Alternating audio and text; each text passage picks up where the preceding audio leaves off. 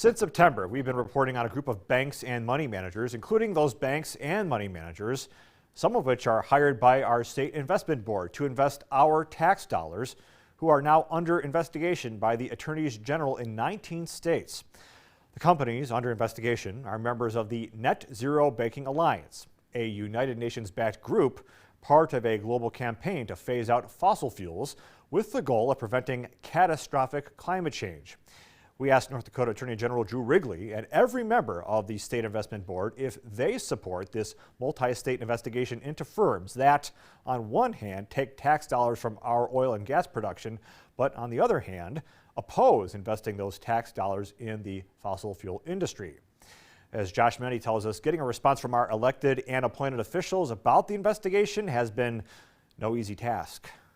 The questions are pretty simple. Will Attorney General Wrigley join the investigation launched by his fellow attorneys general in 19 states? And do they agree that an international body like the United Nations should be setting lending and investing standards for oil and gas companies here in North Dakota? Whether you're concerned about climate change or not, this new form of banking criteria will greatly impact North Dakota, as our top two industries, agriculture and energy, are dependent on fossil fuels. Because it will impact our state so much, you deserve answers from our elected officials. And so far, they are not being responsive to you, the taxpayer. Last week, Attorney General Drew Wrigley held a press meeting to discuss budget priorities. After the meeting closed, I approached Wrigley to see if he would discuss the investigation by his peers. Take a look. No,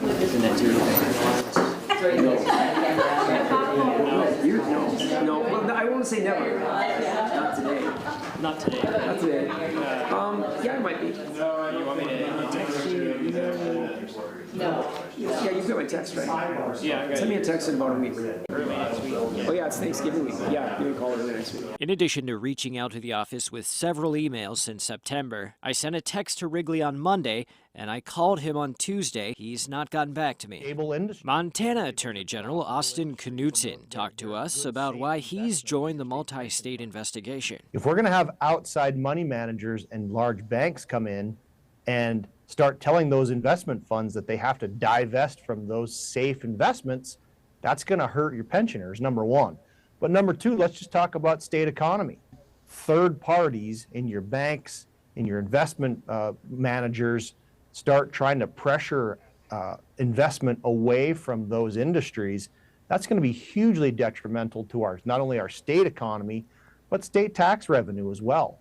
We reached out to Lieutenant Governor Brent Sanford, who is the chair of the State Investment Board, which is responsible for investing our tax dollars derived from oil and gas, to see why the SIB has hired banks and money managers such as Goldman Sachs, JP Morgan Chase, Wells Fargo, and Macquarie Partners, who are members of the Net Zero Banking Alliance. The Lieutenant Governor would not meet with us. We did, however, receive responses from 2 of the 11 members of the State Investment Board, State Treasurer Thomas Beadle and Land Commissioner Joseph Herringer. Both of them expressed their opposition to the Net Zero Banking Alliance, and both support the multi-state investigation into these banks and money managers. But where does our Attorney General and all the other members of the State Investment Board stand on this?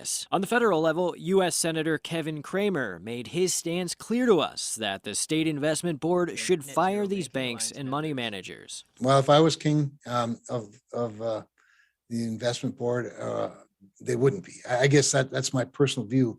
I also don't want to oversimplify how difficult it is to turn a ship like that around.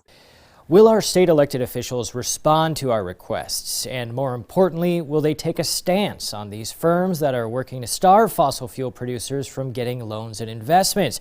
Or is it a worthwhile sacrifice to begin cutting down on warming emissions? Either way, we just want an answer, because it impacts millions of your tax dollars and has far-reaching implications for our state's economy. Our elected officials should strive to be in touch with the taxpayers, yet so far they have seemingly taken the strategy of refusing to answer. For KX News, I'm Josh Meny. KX News has reached out to the Net Zero Banking Alliance and all 4 banks, and so far they have not agreed to an interview.